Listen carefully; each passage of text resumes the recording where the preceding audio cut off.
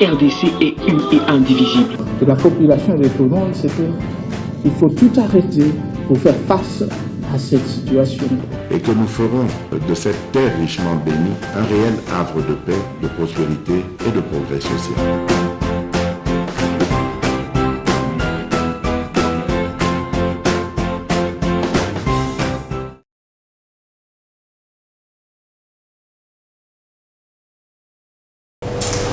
Ekoyebana nani azali kobundela mboka nani oyo azali kosala ba intérêt privé naye. Merci bandeko bozolanda biso partout à travers le monde. Bopona MKBZ officiel pour être informé chaque jour.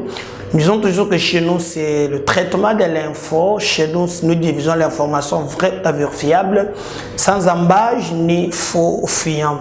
Continuez à vous abonner massivement na chaîne Nabiso, bobenga bato mosusu baye baza misika ba s'abonner pe boko ma communauté otozo benga ya ba patron to pe baye oyo bazali ko porter MKBZ officiel ensemble tokokende musika soki ezali mbala ya liboso que otali émission Nabiso en tout cas ko continuer na noter. Vas-y, place bakomi, abonnez-vous en rouge là, au s'abonner. N'oublie pas aussi cloche et notification. Yango ko permettra qu'à chaque fois que tu tiens émission Nabiso en ligne, yo osa la notifier na ba vidéo yasika. Je présente cette émission Mboula Ezobeta. C'est la deuxième émission na Kinshasa, capitale de la République démocratique du Congo. Si vous me suivez pour la première fois, je suis M. Médard Kankolongo. Nazali ko présenter rien que la vérité. Na machine kuna tozali na Valdi Kimbangu yemoto asimbe bilili asakanaka nango pote bolanda biso na ba bisika nyonso tozana toute une équipe mikolo bozo mona ke Rachela Azali Dondi Azali MKBZ ezoko ma communauté oyo non seulement bato c'est la mission mais nous créons aussi des emplois.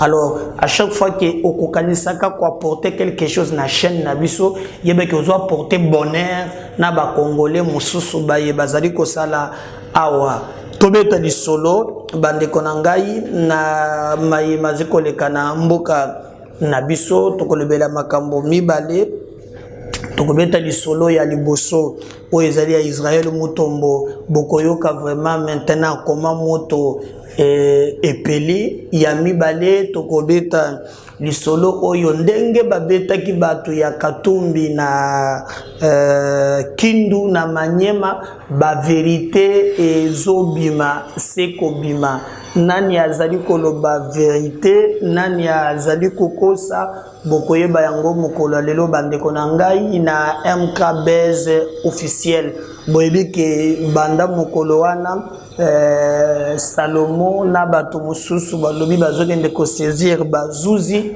po ete ba auteur ya frappe wana bayeba na pambate bato mususu. On parle de 52 personnes mais Eliezer Ntambwe azali député national azali pe présent à partir na ye ASER aye ko expliquer ko pesa vraiment vérité oya occupé na likambo wana bokolanda ye na émission ya mokolo ya lelo pour boyeba vérité ezali na niveau nini.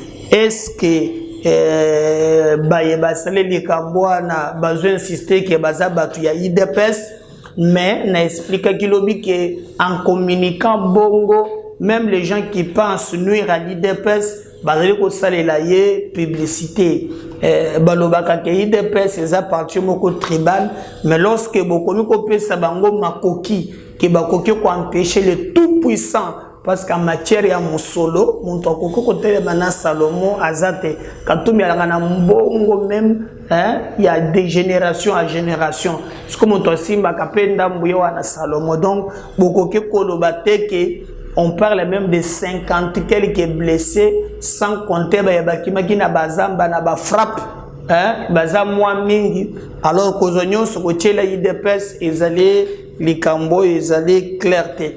Mais Eliezer Ntambwe ye aya pesi la révélation sur Yango pour lui à lobby tango eleka kiku sirku. bon, quand on parle des court-circuits, je ne sais pas, mais au moins, na yebeli, na terme ya ba quinoa, c'est lui qui a utilisé ce terme, c'est Shadari. Shadari a comment on va dire coup sur coup. Alors, est-ce que c'est lui-même qui a fait Yango? Et quand Eliezer parle de coup sur coup, et ça nanya kokiko sala Yango, pourquoi à Kosala? Parce que tout le monde a qui benga ki bango, je crois na kindu réconciliation moko esalamaki entre bango na bango. Alors, est-ce que eza dans ce cadre-là de salaki makambo nyonso?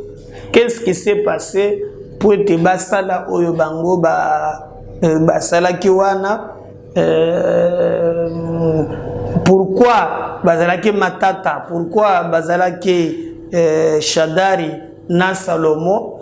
Alors, bandonso bazolo bake IDPS aza ni de loin ni de près. Comme Eliezer a lobby que coup sur coup, bon, est-ce que ils ont coup sur coup mususu ou bien kaka ya Shadari moko awa? Donc mbuto ezali toto ya likambo wana, mais bango balobi bazokende nango na justice bakotika bongo te esengeli ba auteur ya biloko wana bayebana bayeba beti batu na bango bayebana bakotika kaka boyete. Il pense qu'ils allaient m'abé ma casse. Maintenant, attendons voir. Tout le monde a vérité, tout peu réalité. Il y a Makambu Kozala sur terrain. Mais depuis lobby, il y a des jours, qui émission sur les Cambouana, mon point de vue est là qui clair. Je ne peux pas accepter que Bitumba y a politique. Et comme il y a biceps, non, un combat politique, c'est un combat intelligent, ça se joue à partir de Bongo, Mutuna Montozali Kosala, Oya Monique, à Koki Kosala pour défendre intérêt. Alors, ce qui est commis à Bato, Tambola, Katope, Basalaka, Makambona, Ndenge, Nabango, Ezale, Penza, Clarté, Mutuna Moto, Asala, par Naye.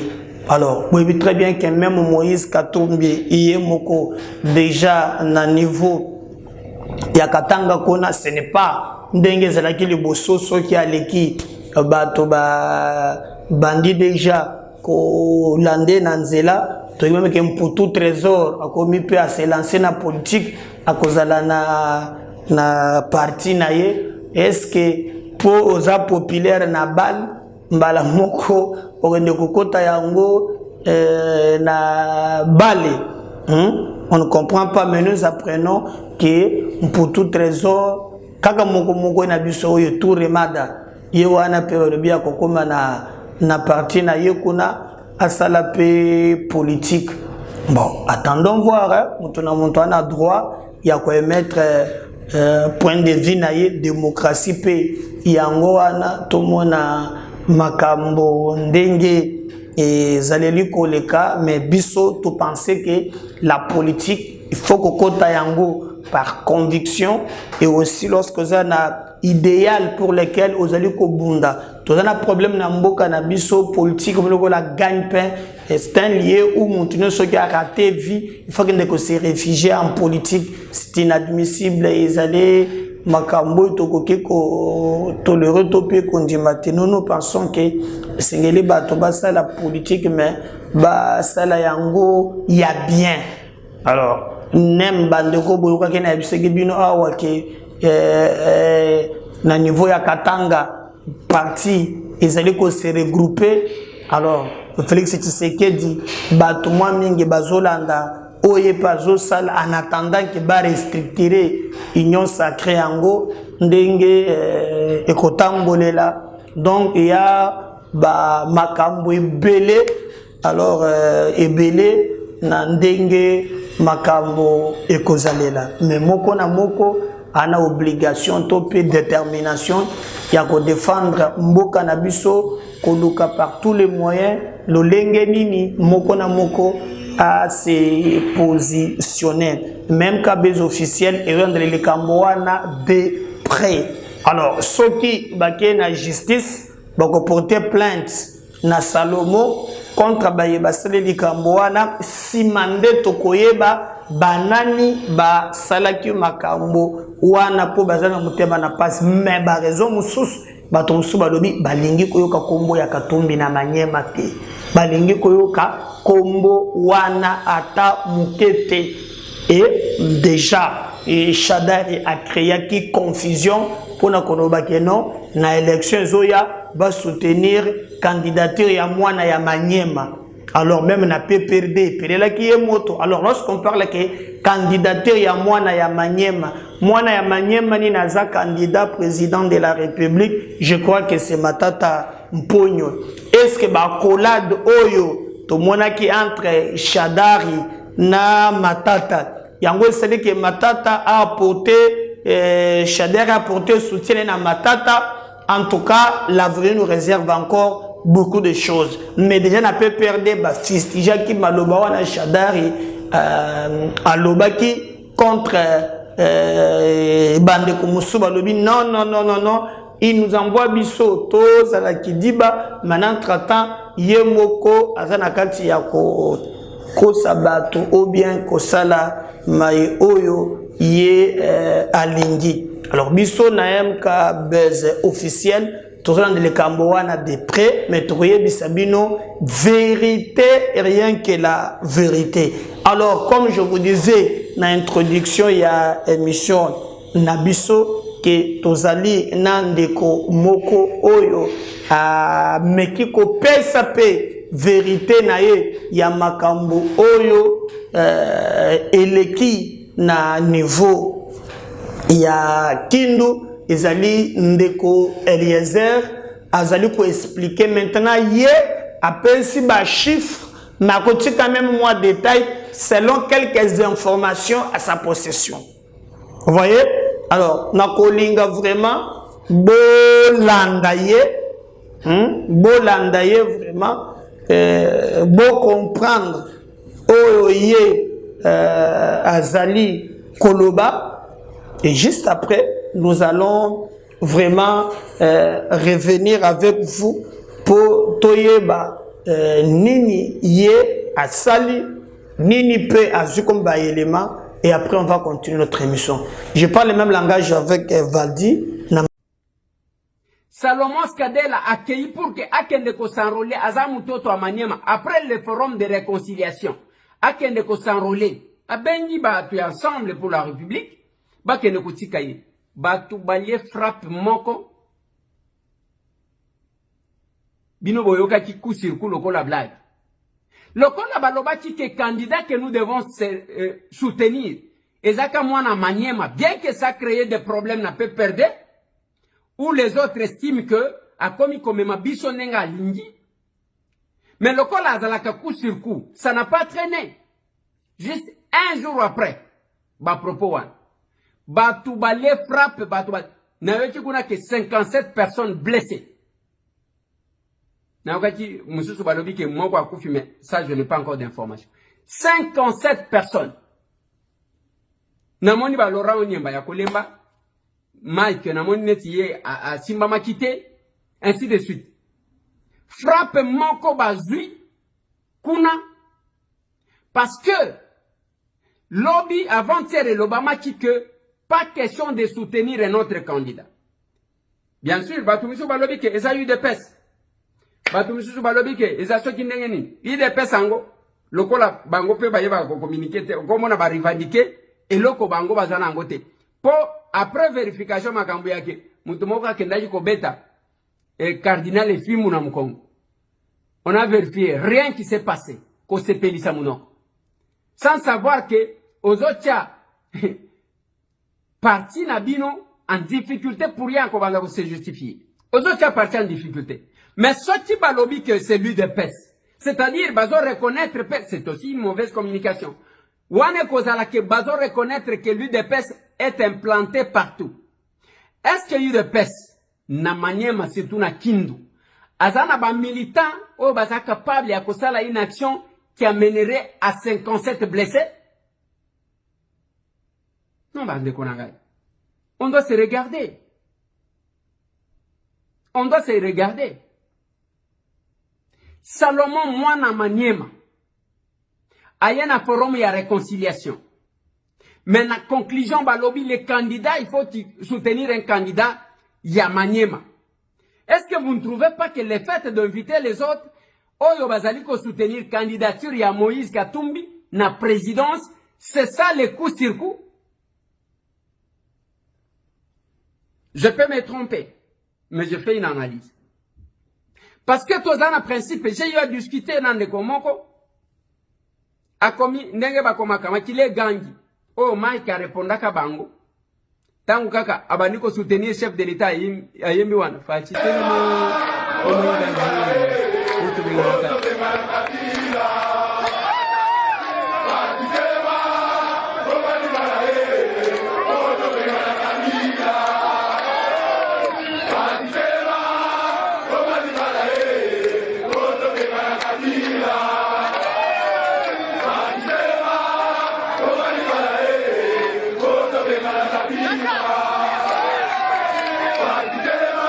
oh, Makile Gandhi.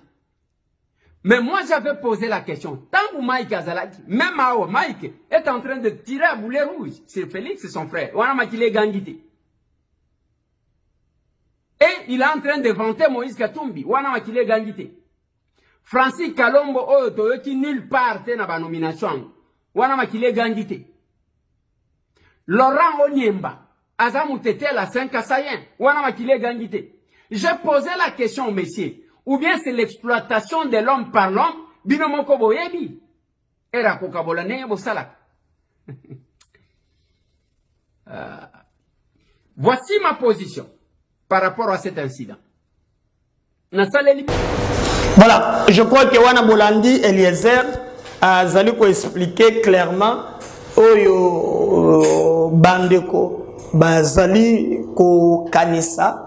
Mais on va voir si seulement si ça va évoluer. Alors, ce sont des signes qui ne trompent pas. Est-ce que la population ne veut pas réellement des Katumbi pour Balobi, Kuna, Balingi, Koyoka, Kombo, Ana, Ata, Mouké, Ete. Mais attendons voir maintenant ce que Makambo, Oyo, ezali kozelela abiso boyebi très bien que soki makambo etamboli ezana dynamique moko ezotiama na niveau ya Katanga. Donc ba ndeko misusu bayebi déjà que bazali en ordre de bataille te, bazali ko réunir ba condition te, mais bazali ngo frite en avant. Alors bandeko ya Katumbi to sengi be bango bazala kimia parce que mboka nabiso ekosala musala oyo esengeli pour te soki ozali na ba droit na yo okokende na maponami ekokipe moto ata moko te ndeko moko atulinga mutuna. Je vais lui répondre et lui me pose la question que nalingaka mingi kolobake pona kokende na élection esengeli kozala présidentielle esengeli kozala congolais d'origine. Non, ce n'est pas moi. Il ne faut pas komonanga kankolongo. Non, ce n'est pas moi. Na likambo tozolobela awa soki ekobi na niveau wana etiami na mobeko likondi constitution na biso elobi mutu akoki kokanisa kozala candidat président de la République esengeli azala congolais d'origine. Et la constitution yango mutu elakisi lisusu nani akozala congolais d'origine. Donc eza medaka nkolongo te congolais d'origine okoki kozalela yango na côté ya papa ya botu aza congolais yo pe komi congolais comme mon père moto botingai. Je porte le nom de mon père Kankolongo Médard. Mon père azali moto ya Kasai oriental. Vous voyez, nous sommes dans le district ya Tilenge toza Bénédictout ba consomme plus Bénédictout. Vous voyez, d'office ngai nakomi congolais d'origine. Ma mère oya boti ngai oya otiko fête anniversaire na ye lobi yambi ya Rose. Vous voyez, la meilleure maman du monde. Lobby a fêté anniversaire na ye, mais ma mère ali mukwanga mwena kalaba, mukwanga wandeka. Vous voyez, dans la ville de Mbujima ila ezali mboka ya ba mama na ngai, mukwanga mwene du Pumba. Vous voyez, donc ce qui n'a rataki yango côté ya papa, kozala congolais, au moni, donc mon toko récupérer à ta côté ya maman. C'est ce qu'on appelle un Congolais d'origine. La constitution est claire. Passe. Donc, ceux qui sont Congolais d'origine, soit aux yeux côté à papa, soit aux yeux côté à maman. Alors, là où j'ai dit que quand tu me donnes un problème, c'est pas moi. Lui a tranché le baki que il est côté à papa, à le baki est mouyouda. Ce qui est grec, ce qui est déngéné. Mais côté ya maman bako saka muyambo lobeki le bosso kazali zambien batumusu zambien tambo mwamba ancien ministre ya justice nata ya kabila lobi azana ba document nyonso ya katumbi ya kozala congolais ezate. Et d'ailleurs même Peter Kazali lobaki que non na senko balakisa ki bango ba document ke katumbi aza congolais te. Donc, je crois que faut comprendre Mbalamoko que ce n'est pas un problème personnel, mais un problème de la constitution. Donc, ceux qui sont allés république, sont allés censés respecter la constitution. Débat, je crois que c'est la clos et que Batobako zongela likamboana te kozala de Kambomoko ya mabe makasi biso tozali prêt tozo bunda yetumba pour te tobongisa mboka na biso surtout mboka na biso ekendele boso et non pas kotala kaka ba individu comme bato ba mesana kotala ba individu. Les hommes passent mais leurs institutions restent. Quelqu'un a dit tout passe, tout coule, rien ne demeure. Donc, et là, il y a libéré na mukili ezate. Mais le combat le plus loyal, c'est le combat ya kobundela mboka.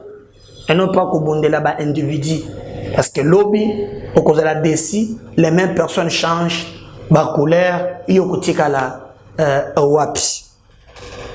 Tobe tapeli solo, bande korangai, dossier ya Israël Mutombo. Oyo ba porter plainte na niveau ya INPC. Mais bandeko oyo ba porter plainte ba bandiko finga payer. Hein? Makambo bazolo ba ozo mwana keza sou malamu te. Alors o bango ba reprocher ye bango pe ba komi kosal. Et puis na ozo comprendre te parce qu'il n'a pas cité les noms.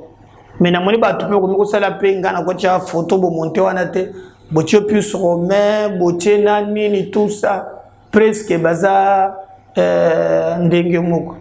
Alors ba makambo ya ba makake resus wana ngai na kokota yangote. Alors plus romain Roland azalaki na plateau annoncé officiellement qu'il y a plainte na INPC, mais surtout à l'objet que Israël les allés cause éducation de la rue. Donc ils allaient vraiment une éducation il y a malamouté. Donc en d'autres termes il a raté l'éducation, il a été mal éduqué. C'est ce qu'il a voulu dire par là. Est-ce que moto européen Israël a pu répondre INPC a siégé en nini donc mbutumbu déjà tout autour il y a likamboana mais comme TV c'est la radio je vais vous laisser suivre plus romain ba yamba qui est dans une émission boyo kamakambo oyo ya lobby contre Israël nandenge utika plainte na INPC ndenge bakosala. On va revenir juste après pour continuer avec notre émission ya mokolo ya lelo na MKBZ officiel. Dollars ici, ça fait couler beaucoup donc de salive. Bacoliser le gouvernement. Il y a un confrère qui était là. C'est vrai qu'on ne peut pas tirer sur un confrère, mais les propos de ces confrères ont choqué en tout cas à plusieurs sensibilités. Vous étant que journaliste, quelle est votre analyse quand vous aviez suivi cette vidéo de ces confrères? C'est vrai qu'on ne peut pas, la solidarité en tout cas, on ne peut pas tirer sur un confrère, mais du moins ces propos ont choqué plus d'un. Et quand il parle des macaques, c'est vrai que même nos aïeux se sont battus pour que les blancs n'appellent plus un noir macaque. Mais là, c'est un journaliste qui tient ces propos. J'ai suivi sa réplique où il a dit si vous êtes pauvre, vous avez échoué. Donc vous avez entendu ce qu'il avait dit. Je fais les rapprochements des propos de Laurent Gbagbo. Ne peut être riche qu'un commerçant. Puisque c'est lui qui manipule l'argent. Un homme politique, tu es payé par les contribuables. Et surtout pas un pauvre journaliste comme moi, qui va me payer? Est-ce que peut-on parler de nos vestimentaires? Peut-on parler de nos biens matériels? Pour quelqu'un qui a reçu l'éducation de ses parents, ne peut pas dire ça. Il n'y a que celui qui a reçu l'éducation de la rue. Ah, s'il vous plaît, non, c'est un confrère, non? S'il te plaît, je ne doite personne. Je dis dans la globalité. Une personne qui a reçu l'éducation de ses parents ne peut pas parler des vestimentaires. Tu sais pourquoi? Je suis né nu. Je retournerai nu. Michael Jackson, qui était plus riche, il est parti avec combien de paires de chaussures? Il est parti avec combien de garde-robes d'habits? Il est parti avec combien de maisons? Tout est vanité. Et lorsque on s'appelle pasteur, on s'appelle Sango, les pseudonymies susceptibles. C'est votre frère, non? C'est pourquoi je lui donne ce conseil. Ah, d'accord. Je vous ai vu plusieurs fois dans son plateau, là. Je ne pars plus. Depuis que j'ai appris certaines pratiques, que sur son plateau, lorsque vous sortez, la nerf vous récupère. Ah, non, s'il vous plaît. Il y a beaucoup de gens qui se sont plaints.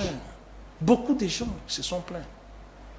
Est-ce que moi, Pius, je peux te faire arrêter, toi, Gramik, qui est mon confrère journaliste? Je peux vraiment te faire arrêter. Pour gagner quoi? Je ne peux t'amener qu'au tribunal de paix. Exactement. Pour qu'on nous donne conseil. Et c'est ça ce que je vais faire. Oh, vous portez plainte? Si. Contre qui? Israël Moutombo. Elle est là. Oh. Si, elle est là. Vous souvenez ça, je dépose. Donc plainte. Après l'émission, je pars à l'UNPC et au CESAC. Je pars déposer. Je ne partirai pas. On zoome ça.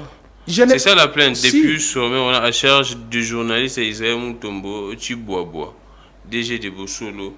Je ne partirai pas au pénal. Puisque ce qu'il a dit, nous traitons, nous, ses confrères, la plainte à des Résus. Journalistes. Tu sais que signifie Résus? Un singe irréfléchi. Un singe irréfléchi. C'est ça un Résus. Un macaque. Zamba. En nous, en Swahili, Zamba. Donc, c'est de ça qu'on me traite, moi. Alors que moi, Pius, je me suis chamaillé avec mon professeur, puisque il a crédité la thèse selon laquelle l'homme provient du singe. Tu connais l'auteur? Yes. Tu connais l'auteur?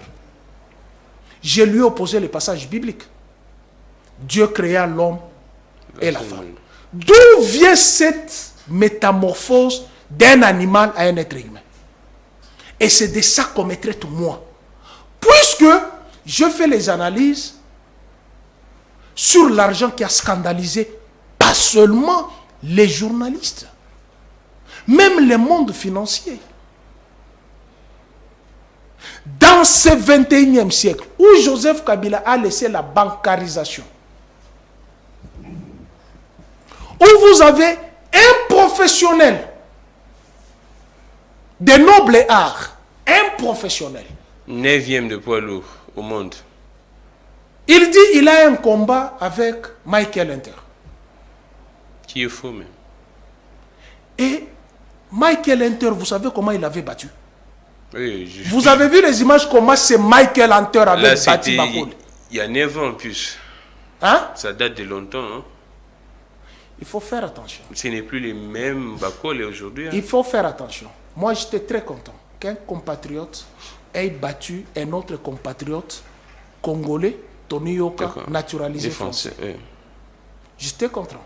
J'étais très content. Mais lorsque vous venez menacer tout un gouvernement, que je vais même changer de nationalité.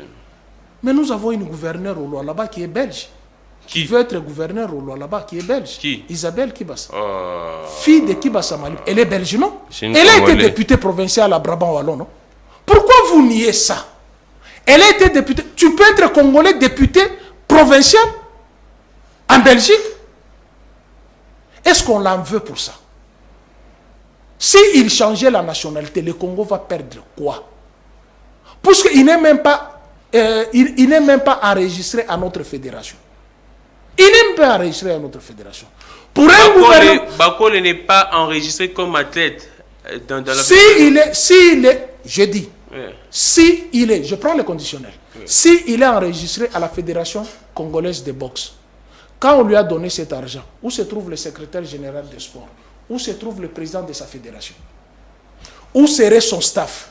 Puisque un boxeur sérieux doit avoir son staff. Exactement. Mais il amène un journaliste. Témoin, on dit. Témoin de quoi? Et quand il a battu Tony Yoka, n'avait-il pas l'argent? Sont sérieux. Même celui qui nous répond, nous, à nous qualifier de Résus, de macaques, ne réfléchit-il pas avant de faire cette plaidoirie que le monsieur venait de se battre avec Tony Yoka et il a gagné. Avant de se battre, on signe un contrat avec les montants précis. Tu acceptes, tu te bats. Dis-moi s'il avait moins de 10 000 $. Jamais. Alors, pourquoi il doit narguer tout un peu? Et puis il s'en va. Il dit que c'est le président lui-même qui avait promis cela, non? Mais le président venait de laisser 30 000 $ à l'aéroport de l'Afrique du Sud. Tu sais comment les gens se sont battus là-bas? Il pouvait l'appeler chez lui. Il lui donne sans caméra. Est-ce que le président de la République est le secrétaire général des sports? Il est le ministre des sports? Même s'il pouvait le lui promettre. Mais il y a les comptes bancaires. Comment il a traversé les frontières avec 10 000 $, avec 100 000 $? Non, il a déposé ici dans son compte. Mais on pouvait encore un élément de plus. S'il a déposé dans son compte, pourquoi ne pouvait-il pas virer dans son compte avant que nous ne puissions voir ce spectacle? Vous nous prenez pour des enfants qui sont nés à l'investiture du dernier gouvernement. Puisque nous sommes à la fin, on parle vite. Non, nous parlons des choses qui sont sérieuses. Oui, nous sommes déjà à la fin. Les championnats de la Linafoot, arrêtés. Arrêtés. 4 représentants de la République démocratique du Congo, tous battus hier. Tous battus. Quelle honte! Quelle honte! Et vous prenez un individu, et puis il empoche cet argent, il prend les vols, il arrive à l'aéroport. Oh non, Michael Hunter a peur de moi. Voilà. Côté la croisons les dents, on va voir ce qui va arriver. Partagez les liens. On revient encore, merci. Bye.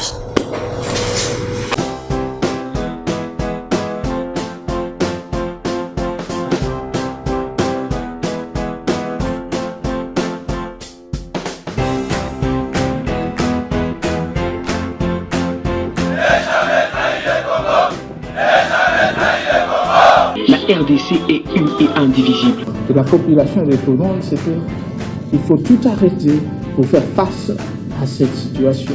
Et que nous ferons de cette terre richement bénie un réel havre de paix, de prospérité et de progrès social.